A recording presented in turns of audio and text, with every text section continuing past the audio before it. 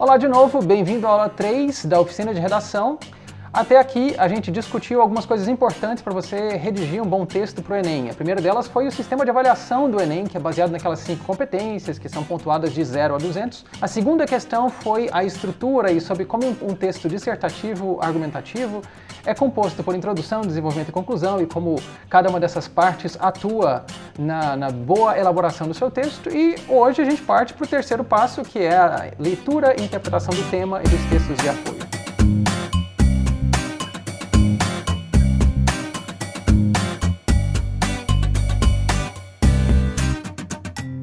Bom, escrever é uma ação marcada por etapas e por estudo, e no dia da prova do Enem é fundamental você dominar esses aspectos que a gente tem tratado aqui nessas aulas. Como o Enem vai te avaliar, o que ele espera do seu texto e também como estruturar um texto dissertativo argumentativo. Bom, você pode ficar tranquilo porque no dia da prova você vai ter 3 coisas que vão te auxiliar na escrita do seu texto, que são as instruções, os textos de apoio e a proposta de redação. Então, se você entende bem a função de cada uma dessas 3 coisas, você vai estar muito melhor preparado para escrever um ótimo texto. Vamos então falar um pouco sobre as instruções. As instruções são gerais para que os alunos estejam cientes de como proceder durante a prova. Uma coisa importante é, por exemplo, não escrever um rascunho no espaço que não seja designado ao rascunho. A outra coisa é, você não pode escrever mais de 30 linhas. Ainda um outro elemento, escreva seu texto à caneta. E mais importante ainda, sobre os textos de apoio, é se você escrevê-los integralmente, copiá-los integralmente, a sua nota será 0. Então, cuidado com isso.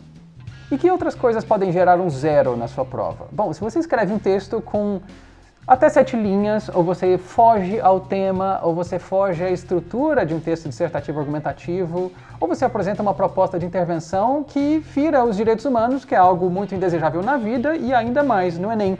Uma outra coisa é se você escreve alguma coisa que esteja deliberadamente desconectada do texto, se você escreve um pedaço de poesia, se você escreve algum verso aqui ou ali, coisas que não tenham nada a ver com a proposta, isso aí pode te levar a um 0.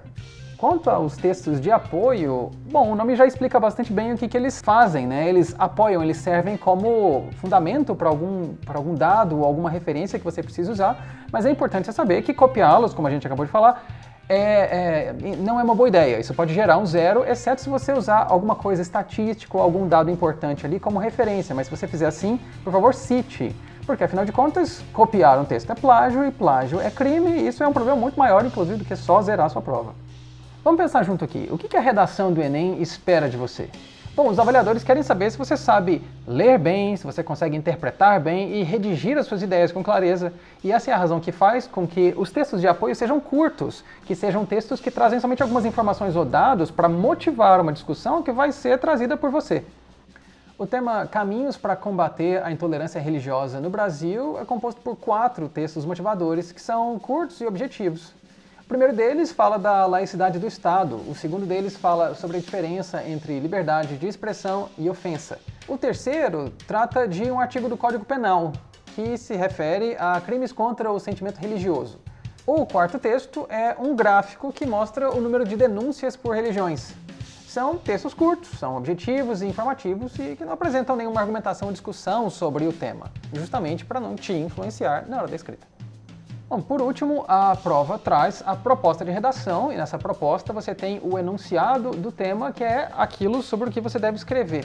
Nesse momento, é importante você ler com bastante atenção esse enunciado, inclusive selecionar quais são as palavras mais importantes dali, para isso te ajudar a delimitar o seu tema e direcionar o seu texto a escrever especificamente sobre aquilo. Isso ajuda com que você não incorra em fuga do tema ou tangenciamento do tema.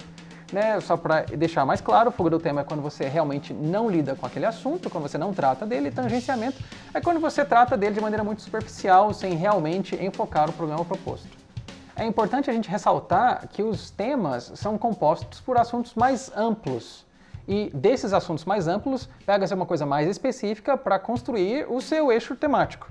Se a gente retomar o exemplo do ano passado, da redação do Enem do ano passado, que são caminhos para se combater a intolerância religiosa no Brasil, o que você tem ali como elementos mais importantes são aqueles elementos que geram as palavras-chave que você pode tirar dali. Por exemplo, caminhos, combate, intolerância religiosa e Brasil. A partir daí você consegue direcionar a sua discussão e evitar fugas ou tangenciamentos temáticos. Mais um exemplo que é caminhos para se combater o racismo no Brasil. Um tema bastante similar com relação à abordagem. E o seu eixo temático pode ser desenvolvido a partir da seleção de palavras-chave também da mesma natureza. Caminhos, combate, racismo e Brasil. Então, se você se mantém fiel à interpretação dessas palavras, você evita o tangenciamento, evita a fuga. E lembrando que a competência 2 é que avalia esse enquadramento estrutural e temático. Então, assim, é bastante importante que você esteja muito atento ao tema, que você o interprete bem, que você selecione essas palavras-chave para delimitar muito bem o seu assunto, a maneira como você vai abordá-lo. Outra coisa é não se esquecer de não copiar os textos dos textos de apoio e ler bem as instruções para não incorrer em nenhum erro trivial.